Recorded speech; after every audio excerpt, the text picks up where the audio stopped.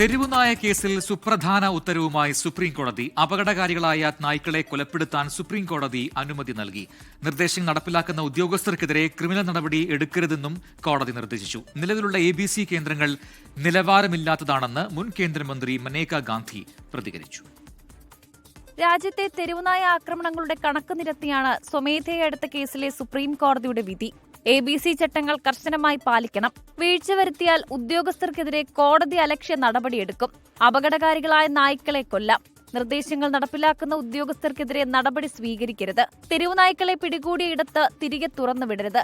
സർക്കാർ ആശുപത്രികളിൽ rabies vaccine, immunoglobulin എന്നിവയുടെ മതിയായ ലഭ്യത ഉറപ്പാക്കണം. നായ്ക്കടിയേറ്റ കേസുകൾ കൈകാര്യം ചെയ്യുന്നതിന് ആശുപത്രികളിൽ പ്രത്യേക സംവിധാനങ്ങൾ ഏർപ്പെടുത്തണം. എല്ലാ ജില്ലയിലും ABC സെന്റർ സ്ഥാപിക്കണം.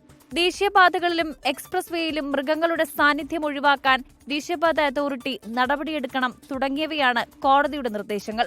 സുപ്രീം കോടതി നിർദ്ദേശങ്ങൾ നടപ്പിലാക്കുന്നുവോ എന്ന് ഹൈക്കോടതികൾ പരിശോധിക്കണം. നടപ്പാക്കിയ കാര്യങ്ങൾ സംസ്ഥാന ചീഫ് സെക്രട്ടറിമാർ ഓഗസ്റ്റിൽ ഹൈക്കോടതികളെ ബോധിപ്പിക്കണം. ABC ചട്ടങ്ങൾ പാലിക്കുന്നതിൽ ബന്ധപ്പെട്ട അധികാരികൾ വരുത്തിയ വീഴ്ചയാണ് ഇന്നത്തെ ഭയാനക സാഹചര്യം സൃഷ്ടിച്ചതെന്ന് സുപ്രീം കോടതി വിധിയിൽ പറയുന്നു.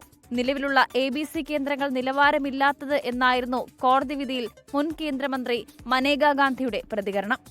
हमारा डिमांड ये है कि ABC सेंटर बनाओ और तमीज से बनाओ. जो ABC सेंटर्स बने हैं वो बहुत ही घटिया हैं और वो लोगों के रिश्तेदारों को दिए गए. MCD वालों ने अपने लोगों को दिए, किसी को किसी ने दिया और फिर वो जानवरों को ठीक से नहीं रखते हैं. 24 दिल्ली.